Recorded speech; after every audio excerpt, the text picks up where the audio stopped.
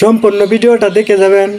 যদি একটু কষ্ট হয় তারপরে ভিডিওটা শেয়ার করে দিবেন। আমরা যতটুকু জানি একজন শিক্ষক হইল বা বাপ মায়ের মতন। শিক্ষক হয়ে যদি ছাত্রকে এইভাবে পিটায়, এমন ভাবে পিটাইছে তাকে শরীরের কোনো অংশ বাকি রাখে নাই। বেত দিয়ে এমন ভাবে আঘাত করছে একটা হাতও ভেঙে দিছে। আবার যখন রাত্রে ঘুমাইতে গেছে তার এই বেতাব যন্ত্রণার কারণে কিন্তু কান্না করতেছিল। তখন তার শিক্ষক আবার তাকে বলছিল যদি কান্না করে তাহলে তাকে আবার মারবে। আমরা সকলে জানি মাদ্রাসা ছাত্ররা একটু দুষ্ট হয়, কিন্তু তার পরিণতি এমন ভয়ঙ্কর হবে এটা কখনোই জানা ছিল না। ভুল ত্রুটি তো হইতেই পারে। তো এমন অবস্থা যদি শিক্ষকের হয়ে থাকে তাহলে তো আমাদের ছেলে মেয়েদেরকে দূর দূরান্তে পড়ালেখা দেওয়ার জন্য, পড়ালেখা করানোর জন্য মন চাইবে না দিতে। সব সময় মন হয়তো আতঙ্কে থাকবে, না জানি তার সাথে কখন কি হয়।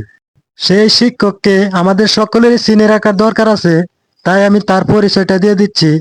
শিক্ষকের নাম হইল গা কামাল মিয়া, বাবার নাম হইল গা আবেদ আলী, ইউনিয়ন কাকরগড়া, গ্রাম কৃষ্ণেশ্বর, সুষম দুর্গাপুর থানা।